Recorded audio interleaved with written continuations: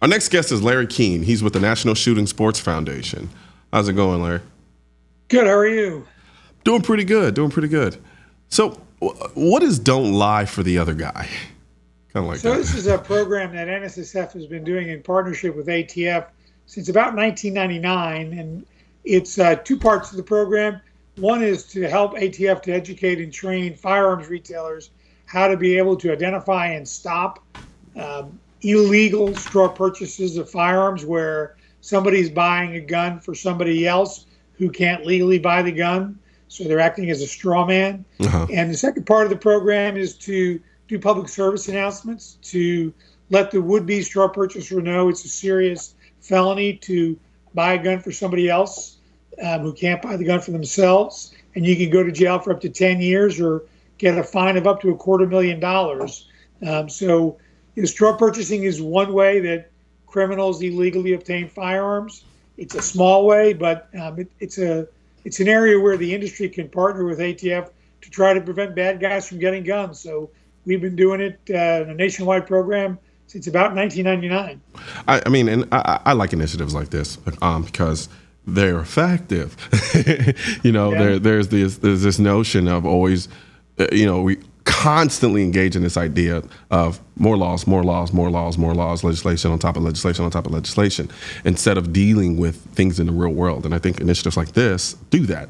Right. Because effectively there's nothing to stop straw purchases, nothing, except for at the point of contact, which is to sell, and somebody utilizing their discretion in the way that you guys are advocating. Right, and the dealers are on the front lines in helping law enforcement prevent bad guys from getting guns this way. And it can be, as you say, very, very difficult for a retailer to know whether somebody's doing this for improper purposes. I mean, some situations are pretty obvious where two people come in and one person points to the gun and then gives the other guy the money and then walks away. That's pretty self-evident.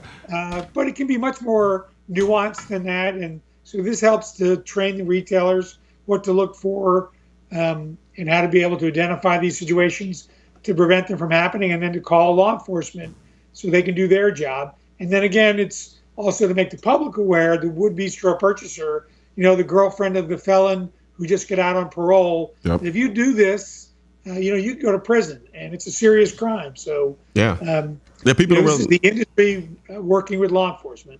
Yeah, a lot of people don't realize the ignorance involved in this crime as well. Some of it, some of it unintentional, like you said, the unknowing girlfriend who's like, well, okay, I'll go buy you a gun.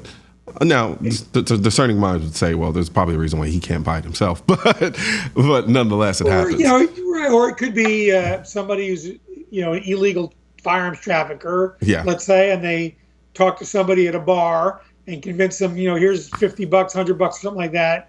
Go buy this gun for me, because they don't want their name associated with the transaction, even if they themselves could probably go in there and do it. So that's another variant that sometimes occurs. But this is not about catching rogue dealers or bad apple dealers, as the others like to say. It's helping the retailers to be a better partner with law enforcement to prevent this from happening. And as you say, a lot of times people don't realize it's a crime, and they think, well, no big deal, I'm going to get $50. And so it educates them, so that you can't do this. Now, this is also very important to distinguish a legitimate gift where you're buying the gun. Then it's going to be a gift that you give to your son or something like that, or your brother. That is still perfectly legal to do that. If you're buying it to make a gift of it, that's still legal to do.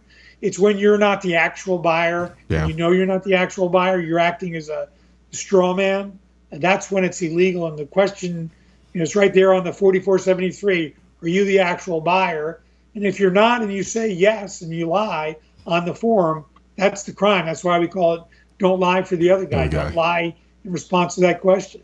Yeah. But the instruction also says if it's a gift, it's legal. So sometimes people think, well, we're saying you can't buy a gun as a gift. No, we're not saying that at all. That's not what the program is about. Yeah, no, absolutely. It seems like a gray area, but it's actually a pretty definitive line. Well.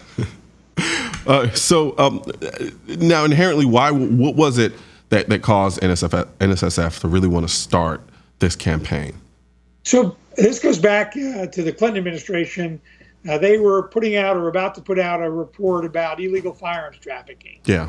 And that indicated that in ATF firearms trafficking investigations, a high percentage, and I've now forgotten the exact number, but a good percentage of their trafficking investigations involve store purchasing of firearms. That's not to say that's the primary way that criminals get guns, but when ATF in their trafficking investigations, they saw this pattern and they approached the industry and said, can we come up with something, to address this issue to try to help the retailers reduce the number of these occasions? And so that's the origin of the program. And again, it's started back in 1999. The first pilot program was actually in Pittsburgh, where we're going to be doing the Don't Lie program again in Pittsburgh later this week. So it sort of comes full circle about 18 years later. Hey, gotta love it, right? Now, NSSF is also responsible for putting on SHOT Show. So, indeed. Yeah, so good old SHOT Show. Now, I will say, it was a gift and a curse. I came back with the curse of a sinus infection, but the SHOT Show bug is known as the SHOT Show flu. Exactly, right. Yes. But nonetheless, I had a great time out there. I always have a great time when I'm there. So for you, how was SHOT Show this year?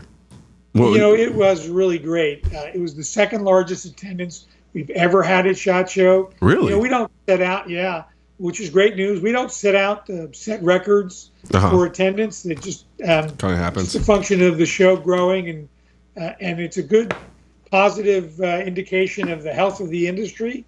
So Absolutely. It was very positive. People were very upbeat.